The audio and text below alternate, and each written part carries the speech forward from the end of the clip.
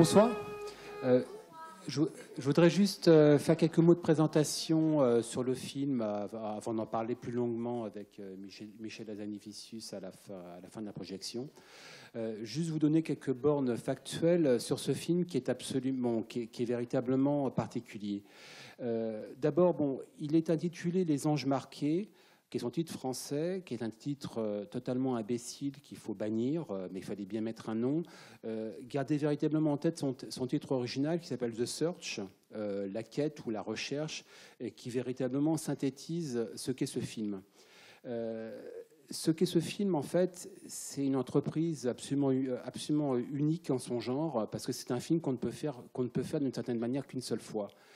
Il est réalisé en 1947 en Allemagne, à Munich et à Nuremberg, à un moment où l'Allemagne est complètement en ruine, et met en scène une mère juive qui est à la recherche de son enfant, qui a été déporté, qui est revenu d'Auschwitz, qui a été placé dans un home pour enfants orphelins et réfugiés. Et elle se met entièrement à sa recherche donc dans l'Allemagne de l'immédiate après-guerre.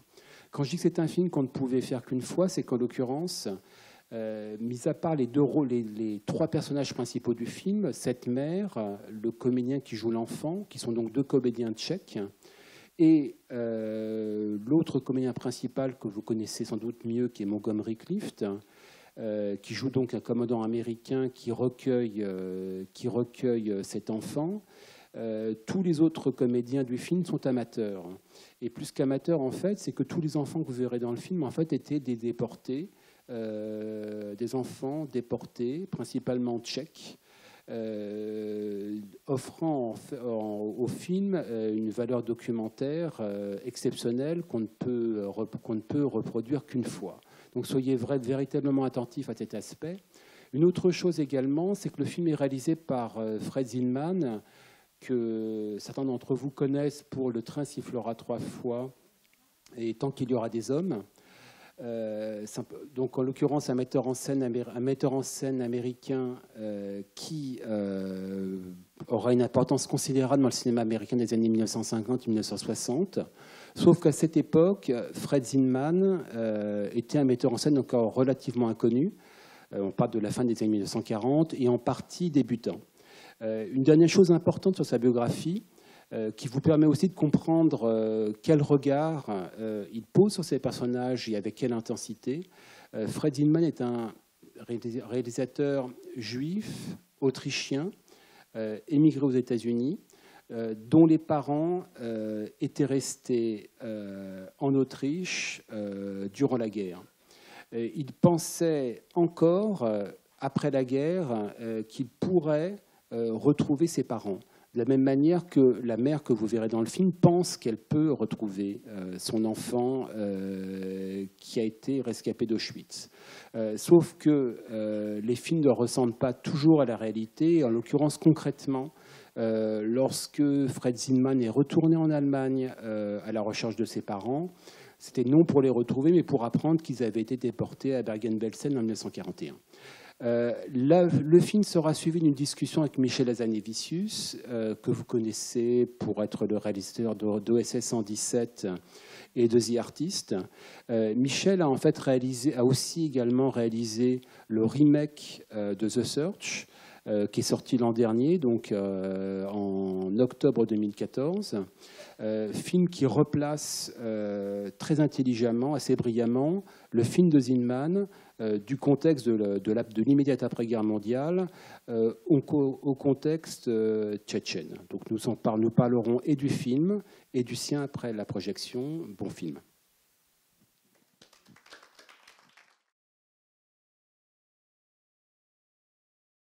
Michel Hazanavicius de sa présence.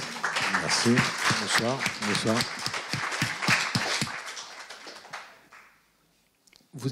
Quand avez-vous vu ce film pour la première fois et dans quelles circonstances avez-vous découvert ? C'est un film qui était un peu méconnu et qui a été réédité en vidéo, je crois. Moi, je l'ai vu la première fois en 2009, je crois. C'est un ami qui s'appelle Nicolas Saada, qui est réalisateur, scénariste, qui a été critique de cinéma, qui m'a montré ce film. On s'échange régulièrement, enfin voilà, des films, on partage comme ça certains films. Moi, je venais de faire OSS, le deuxième OSS 117, donc il n'y avait aucun enjeu dans la manière, donc voilà, sur le pourquoi il m'a montré ce film-là. Il se trouve que moi, parallèlement au film que je faisais, je déborde un peu sur votre question, mais étant, comment dire, assez choqué par ce qui se passait en Tchétchénie et comme faisant des films, si vous voulez, je me disais, il y aurait peut-être moyen de faire un film. Voilà, ce film, tout d'un coup, est rentré pour moi dans une autre réflexion, voilà, sur comment faire un film aujourd'hui sur des sujets très graves. Avant qu'on pose sur cette question, est-ce que vous pourriez nous présenter un petit peu le film dans la mesure qu'est-ce que vous connaissez de ces circonstances des circonstances de sa production, parce que c'est assez particulier. Oui, alors moi je suis pas historien du cinéma, mais ce que j'en sais, c'est que c'est un film qui a été écrit par des Suisses allemands, me semble-t-il, ou en tous les cas qui a été développé par une société. C'était un producteur suisse, voilà, Lazar Wexler, producteur allemand en fait, réfugié en Suisse, et qui avait comme particularité d'avoir produit un succès en Suisse, un film qui s'appelle Marie-Louise, qui était sur une réfugiée française qui se réfugiait en Suisse, et le film avait bien marché en Suisse pendant la guerre. Et du coup, ce producteur, en fait, avait des entrées, enfin, je veux dire, avait un certain renom, et ça lui a permis de monter ce film. Voilà, enfin, je sais qu'il. Ensuite, tout le reste est américain. Ensuite. Je crois il me semble que le scénariste principal devait à un moment donné le réaliser, me semble-t-il. Et je crois que Zinman est arrivé. Et à un moment donné, il s'est.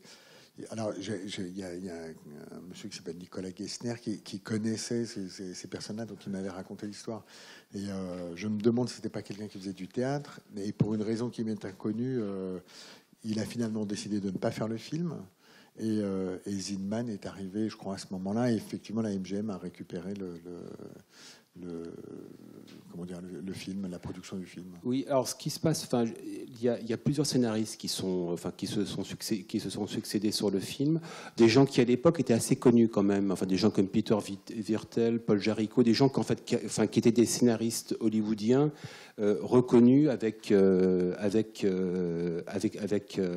pignon sur rue. Je pense que véritablement c'est Zinman qui est arrivé à mettre la glu entre les différents éléments du film. D'abord en partant d'Allemagne, et donc en voyant bien évidemment le désastre sur place, mais surtout en visitant de visu des camps de réfugiés, des différents camps de réfugiés, les camps de l'UNRWA. On voit régulièrement ce logo. L'UNRWA, en fait, c'est l'ancêtre en fait du comité aux réfugiés des Nations Unies. Et ce qui avait le plus frappé Zinman, enfin il y a beaucoup de choses qu'il avait frappé. Ce qui avait le plus frappé, c'est que dans ces différents camps de réfugiés, vous avez donc des adultes, des enfants. Les réfugiés, en fait, étaient très rapidement par nationalité. C'est-à-dire que vous aviez les Estoniens ensemble, les Tchèques ensemble, et vous aviez également les Juifs ensemble. C'est Zinman disait, moi je m'imaginais qu'il y avait une espèce de solidarité entre réfugiés, le fait que, ils étaient réfugiés, donc ils étaient ensemble, et les différences s'estompaient. Or non, pas du tout. Elles étaient véritablement très marquées, et donc les Juifs étaient à part. Et ce qui avait le plus frappé Zinman, et du coup, quand on voit le film où en permanence il y a l'horizon pour ces enfants de partir en Palestine, ce qui avait le plus frappé Zinman, c'est que justement, à la différence de tous les autres réfugiés, les réfugiés juifs, eux, n'avaient nulle part où aller. C'est-à-dire que les Estoniens se disaient, de toute façon, nous, on va rentrer chez nous, et ainsi de suite pour chaque nationalité, mais les Juifs n'avaient véritablement aucun horizon. Et à ce moment-là, ça avait beaucoup frappé Zinman de constater que, en fait, c'était la Palestine ou rien, pratiquement. Oui, oui, il y a une approche très. Alors moi, c'est ce qui m'a beaucoup plu dans le film, il y a une approche qui en fin de compte est très documentariste, c'est-à-dire qu'il y a une volonté vraiment claire d'exposer, de faire un état des lieux à un moment donné, historique, avec, me semble-t-il, je crois que c'est vraiment un des rares films qui parle des camps de concentration, de manière, des camps d'extermination, pardon, de manière claire, à un moment où ce n'était pas comment dire, c'était pas l'élément majeur de la Seconde Guerre mondiale. C'est-à-dire que les camps de concentration, je n'oserais pas dire que c'était un non-sujet, mais en tous les cas, c'était quelque chose qui était plus tu que dit. Et Zinman, qui est donc un réalisateur hollywoodien, bon, Montgomery Clift, c'est son premier film, donc on ne peut pas dire qu'il amène une vedette américaine réellement, mais c'est quand même quelqu'un qui a déjà une certaine aura. Mais Zinman avait justement choisi, enfin avait choisi Clift, qui avait tourné un seul film, qui était La Rivière Rouge de War Dogs, mais le film n'était pas encore sorti, donc Clift était personne, était sur le point de devenir quelqu'un. Mais justement, Zinman voulait un très très bon comédien, mais voulait une tête qui soit complètement inconnue pour le public, parce que justement, une star n'aurait pas collé à cette histoire. Et aussi, Zinman avait été très sensible à la fragilité de Clift, qui en fait du coup un personnage très crédible, parce que cette fragilité, elle soigne dans le film, parce que il est évident que la solitude véhiculée par Clift en fait un candidat naturel pour tomber fou amoureux de ce gamin et de faire l'impossible pour lui. Et donc c'est ça que recherchait Zinman et obtient de manière assez impressionnante. Oui, d'autant qu'il y a des... alors sans vouloir être critique, c'est vraiment un film que j'adore, etc. Mais il fait passer des choses, notamment il y a une ellipse sur l'apprentissage de l'anglais, ou disons une rapidité de cet enfant, si génial soit-il, je parle du personnage, mais il apprend. Et c'est vrai que leur relation est assez forte pour que ça tienne le coup. C'est-à-dire que les deux acteurs, finalement, font qu'on a plus envie de croire à leur relation que de remettre en doute la rapidité avec laquelle voilà, on accepte la convention. Et je crois que ça tient beaucoup. Ce genre de raccourcis scénaristiques, on se permet de les faire aussi. Enfin, il passe mieux quand on a des acteurs qui font que l'émotion est plus forte que la raison, en fait. Je suis assez curieux de savoir comment vous regardez, enfin vous parlez de l'aspect documentaire du film, parce qu'en fait tous les figurants, enfin tous les enfants qui sont dans le film, mis à part le rôle principal, sont des réfugiés, sont des gamins qui sortent des camps. Pour la plupart. Comment vous, cinéaste, pensez qu'on peut arriver à non seulement à mettre en scène un film sur un champ de bataille, enfin sur un champ de ruines plutôt, parce que là, à ce moment-là, mettre un film sur un champ de ruines et également diriger tous ces enfants qui ne sont pas des comédiens et puis qui surtout sont happés par une autre histoire. C'est extrêmement dur. Hein. Enfin, moi, j'entends souvent dire que la comédie c'est ce qu'il y a de plus dur, etc. En ce qui me concerne, c'est pas vrai. C'est-à-dire que je pense que la comédie, on a un penchant pour la comédie ou pas. Donc j'imagine que pour quelqu'un qui n'aime pas la comédie, oui, effectivement, ça doit être très compliqué de faire une comédie.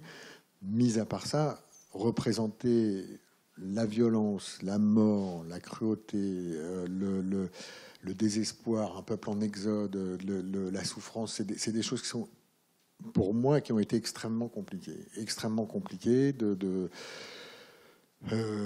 d'abord, surtout quand vous relatez une histoire vraie, c'est-à-dire qui est arrivée à des gens, et notamment à des gens encore en vie, c'est très compliqué. Vous ne pouvez pas trahir, ou vous interdisez de trahir la réalité de ce qui s'est passé. En même temps, vous devez trouver une équivalence cinématographique. Les spectateurs sont assez malins pour reconnaître tout de suite quand vous passez de la ligne rouge, d'une certaine manière. En même temps, trop de retenue, c'est-à-dire quand on se fait écraser par son sujet, qu'on n'ose plus faire du cinéma, vous ne faites pas votre boulot. Quand vous faites trop de cinéma et que vous ne respectez pas votre sujet, vous faites une faute morale. C'est extrêmement compliqué. Moi, ça me pose énormément de problèmes. Alors, si vous faites un western, il n'y a pas de problème, mais d'avoir quelqu'un qui fait semblant de mourir, encore une fois, ce que j'aime là, c'est cette volonté documentariste qui est très assumée. Il y a 3 passages comme ça avec une voix off qui raconte et qui expose les choses. Il y a des plans qui, en termes d'histoire, par exemple, les passages en voiture au milieu des ruines. En termes d'histoire, il aurait pu le raconter en 2-3 plans. Enfin, Zinman est assez doué pour savoir ce qu'il fait. Il y a une multitude de plans qui est vraiment une photographie topographique d'une ville en ruine. Et c'est vrai qu'aujourd'hui, se reposer cette question du documentaire, ça passe par ça. C'est-à-dire à quel moment vous faites... comment vous représentez la mort, par exemple. En plus, c'est des plans... Alors là, de manière un peu plus technique, mais en mise en place, c'est très compliqué. C'est-à-dire que vous demandez... Il y a certains plans où il doit y avoir, je pense, 250 gamins à peu près, plus des gens qui les encadrent. Les plans de fin sur le quai de gare, vous demandez à 250 gamins de faire la même chose au même moment et d'évoquer quelque chose. Et c'est compliqué parce que sur 250, je peux vous dire qu'il y en a forcément 3 qui se marrent à un moment, il faut recommencer, c'est très compliqué. Aussi également, comment est-ce que vous jugez la performance du gamin Carole dans le film? Enfin, quand j'ai jugé, c'est en l'occurrence... Le gamin est quand même assez remarquable et à la fois, enfin, le film arrive à maintenir un équilibre entre la conscience qu'a le gamin de la tragédie qu'il va de traverser et puis une certaine inconscience en fait de l'histoire qui est en marche. Comment est-ce que vous regardez cela et comment est-ce que vous avez pu vous en inspirer pour diriger votre enfant, enfin l'enfant dans votre version du film en Tchétchénie? Alors, je m'en suis pas inspiré directement de manière... en même temps, quand je le vois, je pense qu'il y a vraiment des relations entre les deux gamins. Moi, je pars du principe que les enfants ne sont pas acteurs. C'est-à-dire que donc je crois qu'il y a un énorme travail de scénariste et de réalisateur pour faire en sorte qu'un enfant sorte une performance comme ça d'ici. D'autant que... Alors, il y a aussi le recul du temps. C'est-à-dire que quand on regarde un film de 47, il y a la patine du temps qui joue un peu dans les deux... dans les deux sens. Notre regard change, c'est-à-dire qu'on a un degré d'acceptation de choses, parce que c'était les codes de représentation de l'époque. Je vous parlais tout à l'heure de la vitesse à laquelle il apprend l'anglais, mais il y a quelques moments au début où il est extrêmement propre, il a les cheveux propres, etc. Et en fait, on l'accepte, tout ça. Et en même temps, parfois, ça peut jouer aussi... il y a notre degré d'acceptation, mais les codes ont beaucoup changé, qui parfois nous mettent à distance. Je trouve que cet enfant est d'abord remarquablement bien choisi, parce qu'il est pas beau, il n'est pas non plus repoussant, évidemment, mais je veux dire, c'est pas un enfant de publicité. Il est clairement pas américain. Et puis, il a sur son visage, il a un visage qui est assez expressif pour que le spectateur puisse lui greffer sur le personnage. Nous savons ce qu'il a vécu, donc il n'a pas besoin de le raconter finalement.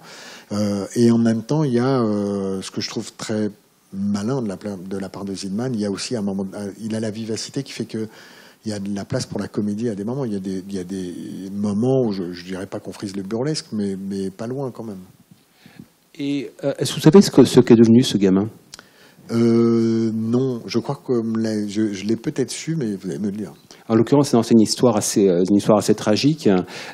Cet enfant, en fait, a été récompensé à l'Oscar. En fait, le film a eu 2 récompenses à l'Oscar. Il a eu l'Oscar du meilleur scénario. Et également, il y a eu un Oscar spécial pour ce gamin qui était l'Oscar du meilleur jeune. Et donc, du coup, c'était une récompense assez prestigieuse pour ce gamin. Et un peu plus tard sont arrivés les communistes, ou plutôt le communisme s'est abattu sur toute l'Europe de l'Est, dont la Tchécoslovaquie. Et ce gamin a porté toute sa vie, en fait, cette récompense obtenue aux Oscars, parce qu'en fait, il passait aux yeux du régime communiste comme quelqu'un qui s'était compromis avec les horribles Américains. Et donc, en fait, pendant toute sa vie, c'est ce que raconte Zinman dans ses mémoires, c'est que pendant toute sa vie, en fait, fait, il s'est retrouvé mis à l'écart par le régime communiste et incapable, jamais en mesure de faire sa vie. Et donc Zinman raconte comme le reste de la Tchécoslovaquie. Comme le reste de la Tchécoslovaquie. Mais lui, dirons-nous qu'il a eu un bonus parce qu'il avait été récompensé à l'Oscar, et donc en langage communiste, ça veut dire qu'il devait être puni plus sévèrement. Et Zinman raconte dans ses mémoires bon, justement, il a appris cette histoire-là parce qu'il a voulu revoir ce gamin. Et il disait, moi, je me faisais presque un malin plaisir à rencontrer quelqu'un, en fait, qui était beaucoup plus âgé, sans doute chauve. Et en fait, quand j'ai voulu le rencontrer, on m'a appris, en fait, ce qui lui était arrivé et que depuis, il s'était suicidé. C'est quand même ce film-là a été son malheur. En revanche, pour la petite histoire, la comédienne qui incarne sa mère était une cantatrice à l'opéra, et elle a eu beaucoup de chance parce qu'au moment du coup de Prague, elle se trouvait à New York. Donc elle est restée à New York et bien loin après. Alors, Aline McMahon, qui fait la patronne ou la directrice de l'orphelinat, je trouve fait une performance mais hallucinante. C'est-à-dire que je trouve qu'elle est l'âme du film. Elle incarne le film lui-même. C'est-à-dire elle a une espèce de sobriété dans la bienveillance qui n'est jamais démonstrative, mais la moindre intonation de voix, et c'est au-delà de juste. C'est-à-dire que c'est moi, je trouve que c'est une performance absolument incroyable. Oui, elle est vraiment l'âme du film. On entend la voix. Enfin, je pense que la voix de Zinman est dans ce personnage-là. On a l'impression qu'elle travaille dans cet orphelinat, quoi. Enfin, c'est celle qui le. Oui, puis elle a la distance. La question, c'est alors donc ayant fait un remake, forcément, il y a des thématiques qui me parlent. Donc nous, le personnage qui est équivalent est incarné par Annette Bening. Oui. Et c'est vrai qu'elle est arrivée, Annette Bening, c'est une star hollywoodienne, elle avait énormément travaillé le sujet, etc. Mais quand elle est arrivée à ce gamin c'est un gamin pareil qui a vécu beaucoup de choses difficiles.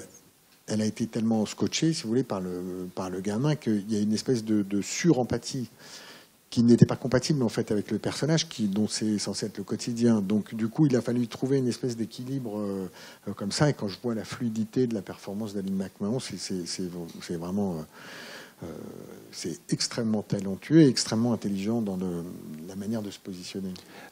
Pourquoi est-ce que avez-vous choisi la Tchétchénie pour revisiter ce film? Parce que malheureusement, au XXIe siècle, vous aviez presque l'embarras du choix pour refaire un tel film. Bon, pourquoi ce territoire-là? En fait, j'ai pas choisi la Tchétchénie pour faire le remake de ce film-là. J'ai choisi ce film-là pour pouvoir parler de la Tchétchénie. Oui, on a l'embarras du choix, mais soit on décide de rien faire parce qu'il y a l'embarras du choix, soit on fait quelque chose pour un plus qu'un autre, etc. Après, moi, j'ai essayé de tirer quelque chose d'un peu plus universel, c'est-à-dire j'ai essayé de me mettre à hauteur d'être humain, de multiplier les points de vue, c'est-à-dire que j'ai le point de vue des réfugiés. J'ai rajouté une histoire par rapport au film qui est l'histoire d'un soldat russe embarqué dans l'armée russe. Le personnage de Montgomery Clift est en fait le personnage joué par Bérénice Bejo et qui travaille pour la Commission européenne. Donc j'ai essayé de multiplier un peu les points de vue en restant vraiment à échelle humaine, en me disant que l'idée était de donner aussi la saveur n'est pas le bon mot, mais le goût de ce que sont les guerres modernes. Après, la guerre de Tchétchénie, elle me semble assez exemplaire à plusieurs titres. D'abord, dans l'ultra-violence dans laquelle absolument atroce dans laquelle le conflit s'est passé, le blackout total sur l'information, c'est-à-dire une non-information, ou en tous les cas une guerre de l'information complètement contrôlée par les Russes, je parle de la Deuxième Guerre, l'indifférence hallucinante, comme on dit, le silence assourdissant de la communauté européenne et de l'Europe en général. Je dirais plus que... mais c'est pas, je ne suis pas du tout en train de faire une hiérarchie, mais en tous les cas, plus que d'autres. Et puis le fait que je crois que Poutine est un personnage d'un autre temps, comment dire, est un dictateur comme d'un autre temps, et que la Tchétchénie, je pense, fondatrice de la politique qu'il est en train d'appliquer encore aujourd'hui dans les pays satellitaire de la Russie, et que je crains réellement, personnellement, pour l'équilibre de l'Europe à cause de Poutine. Ouais. Donc, voilà. Aussi, l'un des changements que vous avez effectués, c'est que ce garçon n'est plus auprès d'un homme, mais d'une femme. Qu'est-ce que ça change? Parce que c'est un changement fondamental, ouais, quand même. Ça change pas mal de choses. D'abord, ça rend hommage, je crois, au rôle des femmes dans ce genre de conflit, dans les conflits modernes. C'est-à-dire que la guerre, je crois, je dirais pas qu'elle est, oui, de moins en moins une affaire d'hommes, je crois. C'est-à-dire que les militaires sont de plus en plus remplacés par des machines, ou dans les guerres asymétriques par des civils. Donc, c'est-à-dire que le combat n'est plus réservé aux hommes. Et pour tout ce qui est, comment dire, les observateurs ou les gens qui travaillent dans des associations, les reporters, les journalistes, etc., les femmes sont extrêmement plus présentes que les hommes. Donc d'abord, c'était pour moi l'occasion de dire quelque chose sur cet équilibre-là qui a changé. La deuxième chose, c'est que d'un point de vue dramatique, là, il y a quelque chose qui est un peu... Il y a une ligne qui me semblait très intéressante, qui n'est pas tellement développée, et qui est aussi due au fait, je pense, à Montgomery Clift, c'est-à-dire qu'on a un personnage qui fait un trajet vers l'adoption, et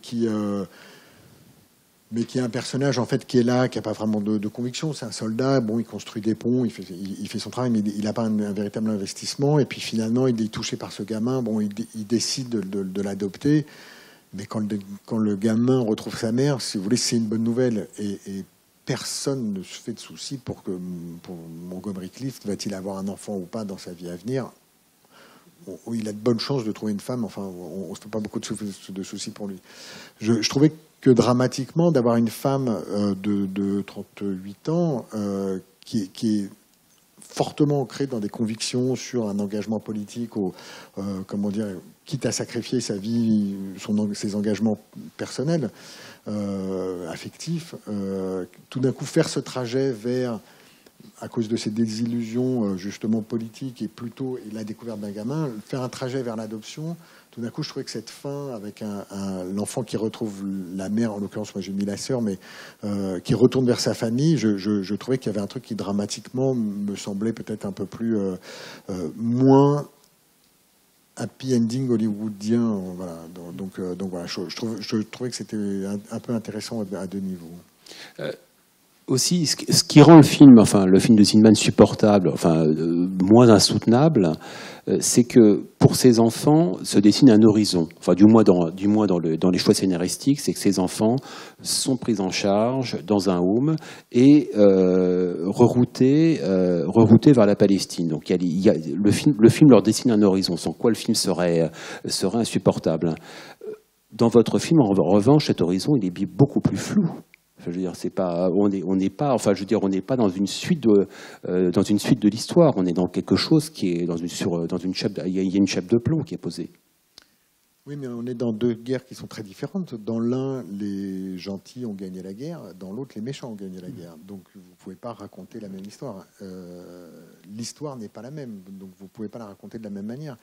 C'est la première fois que je me le suis formulé comme ça, mais je me suis rendu compte à quel point... moi, je suis né en 67. À quel point c'était ancré dans notre société. Je parle de la nôtre, je ne parle pas de la planète, mais les guerres sont gagnées par les bons. C'est ancré comme ça. Et en fait, je me l'explique d'une manière qui est qu'en fait, l'histoire est racontée par ceux qui gagnent la guerre. Donc forcément, ça implique pour plein de gens que l'histoire est gagnée par les bonnes personnes. En Russie, aujourd'hui, les gens sont persuadés que les Tchétchènes sont des terroristes et que la guerre a été dure et tout ça, mais ils étaient du bon côté. Et en fait, les choses sont plus complexes que ça. Les bons ne gagnent malheureusement pas toujours les guerres. Est-ce que vous saviez que Zinman avait envisagé, même préparé une suite de The Search ? En fait, c'est une histoire assez intéressante, c'est que Zinman, l'année suivante, en fait, était parti en Israël, parce que c'était plus la Palestine, c'était Israël. Il était arrivé donc au moment où le pays venait de déclarer son indépendance et donc de terminer sa guerre avec 5 pays arabes.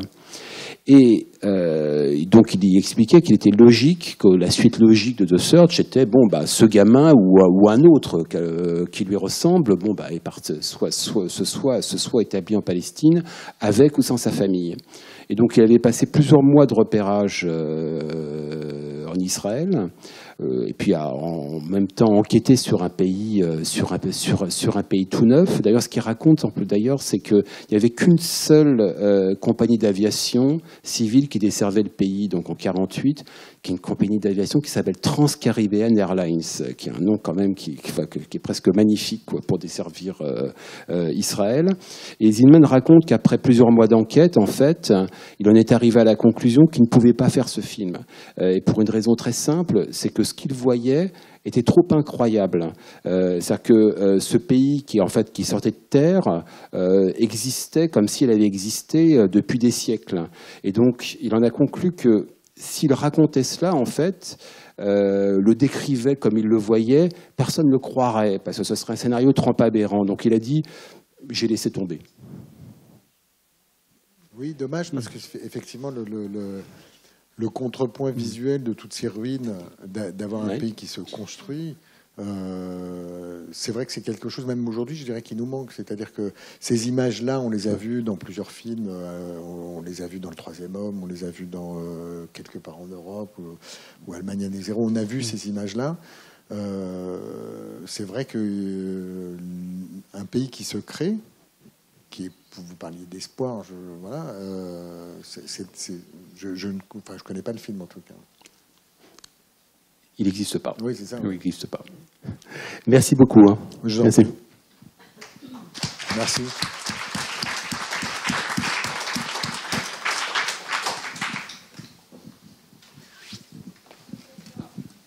Est-ce qu'il y a des questions dans la salle pour Michel Hazanavicius? Assieds, du coup.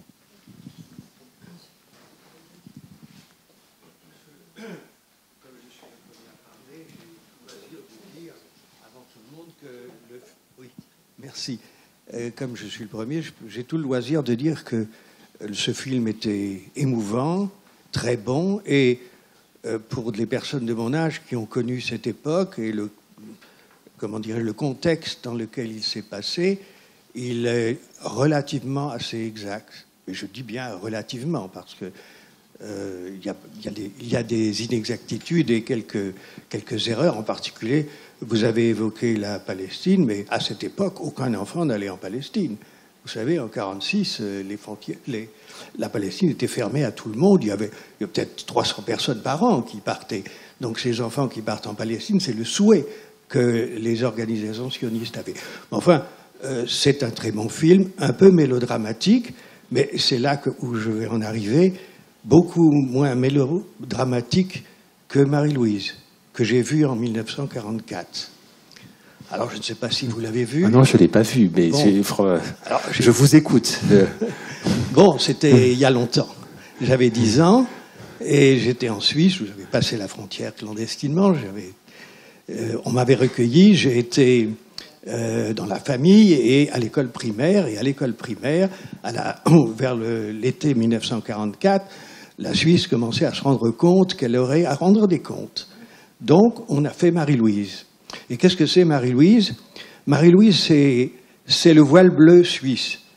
Vous savez ce que c'est, le voile bleu? C'est le film le plus mélo que la France ait produit avant la guerre et concernant les orphelins de 1914-18. Avec Robert Larquet et puis une actrice très connue à l'époque dont le nom m'échappe maintenant. Gaby Morley, merci beaucoup. Et donc, c'est le film où on sortait en pleurant. Bon, Marie-Louise, c'était moins ça, mais Marie-Louise, c'était pour la Suisse un moyen de reprendre bonne conscience et de faire croire au bon peuple suisse que les Suisses n'étaient pas si méchants que ça, puisqu'ils avaient recueilli une jeune fille de l'Exode et qu'elle avait été accueillie très bien en Suisse et que finalement, on l'avait aidée à retrouver ses parents. C'est un film qu'il faudrait revoir de façon critique. Et je dois dire que depuis 70 ans, je n'avais jamais entendu parler.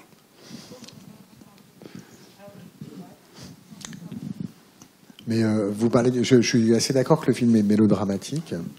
D'abord, quand c'est fait par un grand réalisateur, c'est pas nécessairement un mal. Et je trouve que comment dire, le geste cinématographique de montrer des visages de réfugiés et entendre leur voix et voir là où ils habitent, alors que ce sont des personnages qui ne font pas partie de l'univers cinématographique. C'est en règle générale des personnages qui sont derrière, et aujourd'hui ils sont plutôt dans les journaux télévisés et derrière, ce sont des figurants de journaux télévisés. Je trouve que le mélodrame, quand il est les films de Chaplin sont les plus grands mélodrames possibles. Quand c'est fait avec talent, c'est plutôt agréable. Ce que je pense, je pense à votre remarque très juste sur le fait qu'effectivement la Palestine, le livre blanc était encore appliqué en Palestine, donc bien évidemment aucun juif ne pouvait y entrer les mains dans les poches. S'il y entrait, c'était bien évidemment clandestinement. Je pense que, et ce qui est intéressant, c'est qu'on parle d'un film de 1947, donc l'État d'Israël n'est pas là, loin s'en faut. C'est un défi qui reste hautement difficile à relever. Ce qui est intéressant dans le film, c'est à la fois le besoin du metteur en scène et des scénaristes de dessiner un horizon, ce qui est tout à fait louable en fait. On peut qualifier ça de mélodramatique, mais en même temps c'est louable, sinon c'est insupportable. Il n'y a pas un spectateur, je pense, pourrait supporter ce qu'il y a à l'écran. Et ce qui est historiquement intéressant en fait, c'est que c'est un film qui est écrit et réalisé par Paul Jaricot, qui est un scénariste qui sera assez connu plus tard parce qu'il sera blacklisté. Il faisait partie de ces listés noirs, en fait, de ce listé noir en fait, dont la vocation plus tard sera de rétablir tous les crédits des scénaristes qui écrivaient sous pseudonyme et donc sous un faux nom, donc de rétablir véritablement les noms au générique. Fred Zinman était lui quelqu'un qui était très à gauche. Et donc assez proche de cet écosystème en fait libéral américain. Et donc ce que le film nous montre, c'est qu'en 1947, un film écrit et réalisé par cette gauche hollywoodienne était mécaniquement, nécessairement sioniste. Ce qui aujourd'hui nous semble quand même assez étrange, mais à l'époque, véritablement, le sionisme était une cause vivement défendue par toute la gauche américaine. Et je pense que aussi également ce film-là appartient à cette histoire de manière assez surprenante. Donc d'où cette licence, en fait, je pense, dans le film.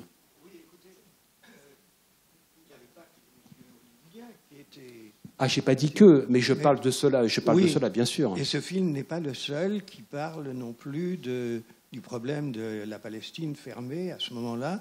Et c'est justement, je pense, une des raisons de ce film, c'est de montrer que la destination de ces enfants abandonnés était la seule solution, c'était le passage en Palestine. Alors, effectivement, ce qu'il ne pouvait pas montrer, ou ce que d'autres films ont montré, c'est qu'ensuite on les envoyait en Palestine par des filières clandestines. Mais ça, c'est un autre film. Mais dans ce que vous avez dit, effectivement, d'abord, je suis tout à fait d'accord avec M. Azanaficus, mais c'est très difficile de montrer le malheur des autres uniquement comme ça pour le jouer. Et dans ce film, je trouve qu'il s'est fait avec beaucoup de tendresse pour les enfants, alors qu'on sait, comme vous l'avez dit aussi, qu'ils ont subi un traumatisme invraisemblable et que les Américains, ou le réalisateur sait que les Américains ne pourront pas le comprendre. Il a donc refusé de montrer les enfants trop souvent dans un état de traumatisme, alors que quand on a les témoignages des enfants qui sont arrivés d'Allemagne, et que j'ai vu d'ailleurs arriver, ils n'étaient pas du tout dans cet état. Je crois que seul Elie Wiesel, qui a passé par là, a su le décrire. Parce que c'était beaucoup plus tragique que ce qui est montré dans le film. Non, mais c'est pour ça que je vous parlais tout à l'heure de la patine du temps et de la représentation, etc. Mais effectivement, je crois que l'idée, c'est de créer de l'empathie, qui est précisément ce qui manque à beaucoup de victimes. C'est-à-dire que en plus, il y a beaucoup de victimes de tragédies collectives comme celle-ci, dont la double peine est l'indifférence du monde. Donc, créer de l'empathie, montrer des visages, encore une fois, faire entendre des voix, rendre de la dignité à ces gens-là, ça a au moins cette vertu-là. Ouais. Est-ce que votre film de Zoch est toujours en salle ? Oh non. Oh. Vous pouvez le trouver en DVD. Il vient de sortir. Il vient de sortir. Il vient de sortir en DVD. Et, non, il est resté très peu de temps en salle. Mais il est en DVD actuellement. Oui. Mais je ne suis pas venu pour ça. Enfin, je suis pas venu pour vendre. Mais oui, pour répondre à votre question. Oui. J'aurais une question à propos du titre, parce que dans l'annonce, là, il semble qu'il soit sorti sous un titre français, puisqu'il est annoncé avec un titre français, et vous avez fait le choix de garder le titre anglais. Est-ce qu'il y a une raison particulière à cela ? Enfin, le titre original, je veux dire. Non, il y a un manque de réflexion en ce qui nous concerne. Le titre français va un peu dans la fibre mélodramatique, puisqu'il s'appelle Les Anges Marqués. Alors, aujourd'hui, il y a un côté peut-être un petit peu, quoique, mais enfin, sur le papier, ça fait un peu peut-être vieillot. Et nous, on n'a pas vraiment réfléchi, on a gardé. Je pense qu'après coup, je me rends compte que c'était une erreur, parce que c'est pas un titre qui est très porteur, qui évoque beaucoup de choses. Mais la fois d'avant, on avait fait The Artist et ça avait marché. Là, oui. Du coup, on n'a pas vraiment réfléchi. Oui. C'est vrai que c'est pas pour un public français, je pense que c'est pas un titre très facile déjà à retenir, mais bon, c'est un choix, donc il faut le respecter.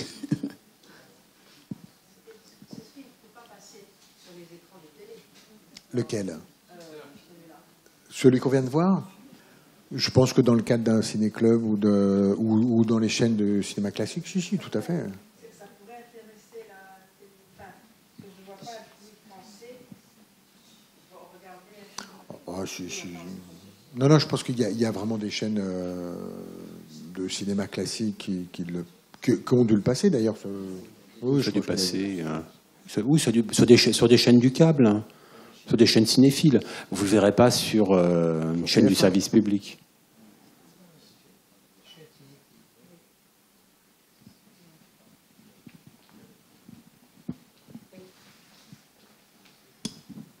Vous avez insisté sur les différents plans des villes en ruine.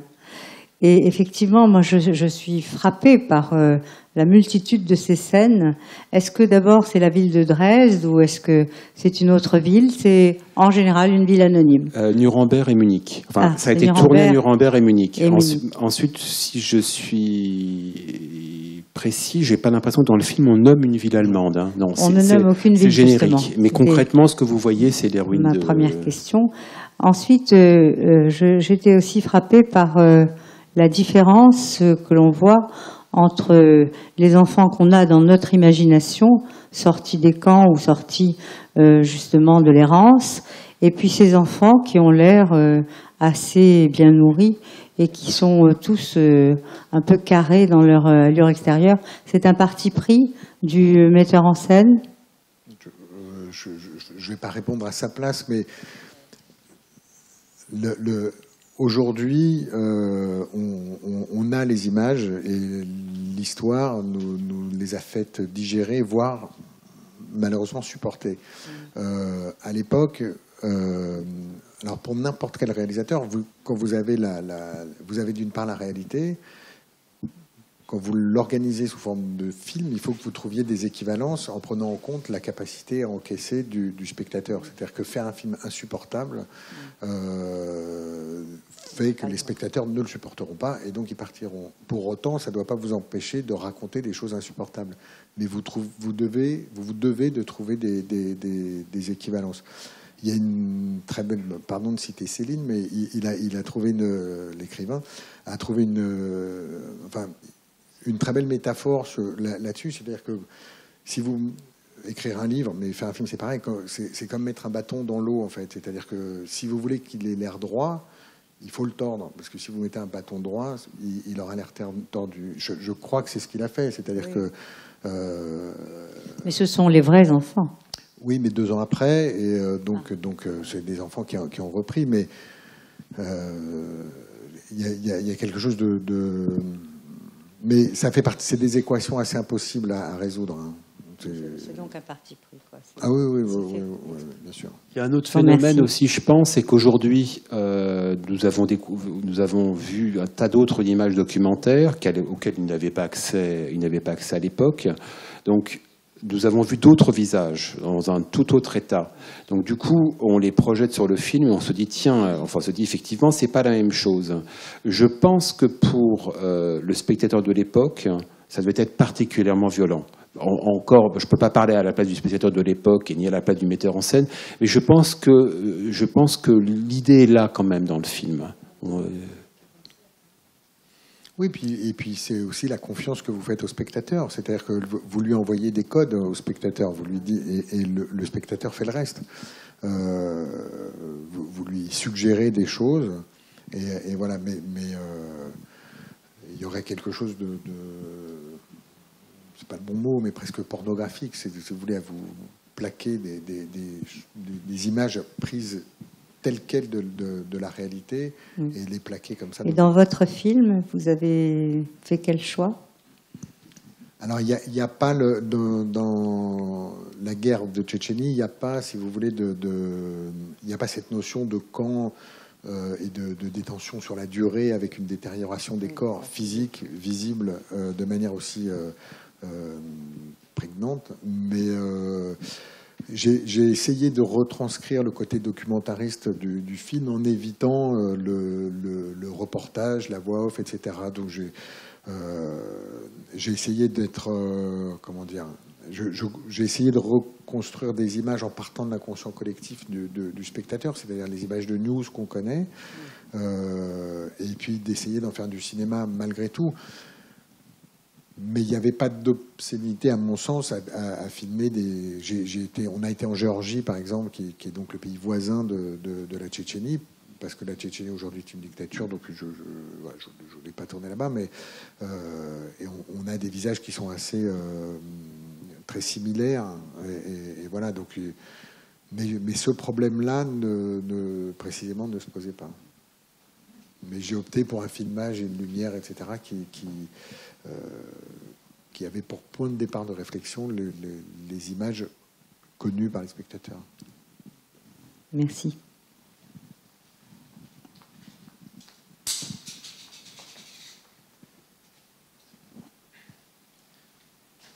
Donc tout à l'heure, vous parlez donc de l'happy ending du film que nous venons de voir. Est-ce que vous trouvez qu'on pourrait par exemple opposer cette fin à un film beaucoup moins happy ending, par exemple le film Requiem pour un massacre, avec l'idée donc finalement que cet enfant qui à la fin ne sera comme l'enfant que nous venons de voir, qui ne sera plus le même, mais lui qui finalement ne pourra pas retrouver d'une certaine manière son passé, qu'il aura perdu son passé vraiment après cette guerre. Si, bien sûr. Après, ça revient à opposer 2 époques, en vérité, parce que Requiem pour un massacre doit être de 80 et quelques, je crois. 86. 86. On est à un moment donné où le cinéma hollywoodien lui-même vient de passer... Bon, Spielberg est en train de reprendre la main, mais il y a eu quand même entre 10 et 15 ans de désenchantement total. C'est-à-dire que le happy ending, oui, il est chez Spielberg, mais il n'est pas chez Coppola, il n'est pas chez Scorsese, il n'est pas chez De Palma, il n'est pas chez tout ce qu'on a appelé le Nouvel Hollywood. Donc il y a une... Bon, alors après, c'est un film qui est hors norme. Enfin, Requiem pour un massacre, c'est un film qui est inclassable, mais évidemment, oui, il y a, je pense, peut-être une liberté qui est prise sur... et puis je dirais que c'est peut-être le sujet... là, il y a quelque chose, vous parliez d'espoir tout à l'heure, je pense qu'il y a... Et c'est intéressant qu'il ait pris un enfant justement pour ça. Je crois que il y a quelque chose sur la résilience. C'est-à-dire que je pense que c'est un sujet du film, même si à l'époque, je ne sais pas s'il est identifié comme tel, mais... et moi, je sais que j'ai aimé ce film-là et j'ai pris un enfant pour ces raisons-là aussi. C'est que dans ce genre de tragédie, les enfants sont de loin les plus costauds, c'est-à-dire les plus à même de se relever, j'aime pas le mot se reconstruire, mais de vivre avec ceux qu'ils ont traversé, pardon. Il y a que les enfants qui ont la force ou... Non, je ne crois pas que ce soit de l'inconscience, parce que ça passe justement par la prise de conscience, l'acceptation. Non, mais c'est un travail qui est assez précis. Enfin, je veux dire, les étapes de la résilience sont des étapes assez précises. Et ça passe quand même par l'acceptation, la prise de conscience, l'acceptation de vivre avec et d'accepter d'être aimable, malgré tout. Et voilà. Le Requiem pour un massacre est un film ultra désenchanté. Enfin, là, c'est même un euphémisme dérisoire de dire désenchanté. Enfin, c'est un film noir. Halluciné, un film halluciné. Ouais. Ils avaient drogué le gamin. Hein. Enfin, bon, c'est un film soviétique, c'est-à-dire qu'en l'occurrence, dans le sens noble, c'est-à-dire que dans la mesure où il n'y avait pas d'objectif commercial, c'est un film qui se fait en dehors de tout circuit. Mais bon, le gamin dans le film, ça se passe en Biélorussie, donc pendant la guerre avec les Einsatzgruppen, qui ne massacraient pas que la population juive, mais également la population civile. Et le gamin, qui est le protagoniste principal du film, avait été drogué par le metteur en scène. Hein. Pour supporter tout ce qu'on voit à l'écran, d'où l'interprétation que vous voyez, qui est effectivement hors norme. J'ai jamais vu un film pareil. Non, c'est un film totalement classable. Et on n'en a pas fait d'autres depuis, et je serais étonné qu'on en fasse un autre. Hein. C'est vrai que oui, je pense qu'on remarque bien ça avec les regards caméra très souvent. Quand il est face à la caméra, qu'on sent qu'il est vraiment pas à l'aise. Enfin, déjà en dehors de ça, je crois qu'il y avait un psychologue qui était aussi engagé sur le film pour aider presque l'adolescent plutôt que l'enfant à pouvoir vraiment surmonter ce film. Mais c'est vrai que moi, je trouve qu'on retrouve peut-être bien ça avec l'idée des regards caméra, qu'on a peut-être un petit peu aussi des fois avec cet enfant qui, en regardant Montgomery Clift, avec un peu la caméra un peu de côté, on peut retrouver un petit peu, je trouve, peut-être cette idée de regard caméra où il cherche un peu le regard peut-être à attraper le spectateur. Je dirais plus que c'est plus une espèce de rigidité, voire de maladresse, mais qui fait partie, qui est à mon avis tout à fait acceptable. C'est particulier de travailler avec un enfant sur le long terme parce qu'il y a un peu une double histoire qui s'écrit. Il y a celle du personnage et puis il y a celle d'un gamin. Je pense que c'était à peu près la même histoire. Nous, c'est un gamin c'est un petit Tchétchène orphelin qui vivait dans les montagnes et puis qui tout d'un coup se retrouve au centre de l'attention d'un tournage de 150 personnes. Donc, si vous voulez. Moi, j'ai essayé de faire attention et je continue de le suivre. J'ai demandé à tout le monde de ne pas le gâter, de ne pas le chouchouter comme on chouchoute n'importe quel acteur. C'est-à-dire qu'un acteur je parle d'un acteur adulte et consentant, sur un plateau, on va le chercher, on lui fait son café, on le pouponne, machin, tout le monde est gentil, tout le monde il est ultra dorloté. Donc, je voulais pas qu'on soit comme ça avec cet enfant parce que je leur disais, après lui il rentre chez lui, donc faut pas lui faire miroiter un truc, voilà. Il n'empêche qu'un gamin comme ça, il vous met tout le monde dans la poche en 3 jours et demi, donc bon, et puis il est au centre de toutes les attentions. Mais c'est vrai que c'est particulier de travailler avec un enfant. Je pense que là c'est plus une espèce de rigidité. Je le comparerais pas. Et puis un enfant de 9 ans. qui doit être à peu près l'âge de ce gamin, c'est pas pareil qu'un ado. C'est encore autre chose. Il y a une espèce de facilité à se laisser filmer que vous n'avez pas chez un ado, qui est plus quand même dans le contrôle et dans la compréhension de ce qui se passe, quoi. Mais je peux me tromper après, parce qu'il y a des histoires... c'est aussi des histoires personnelles. Pardon. Merci beaucoup.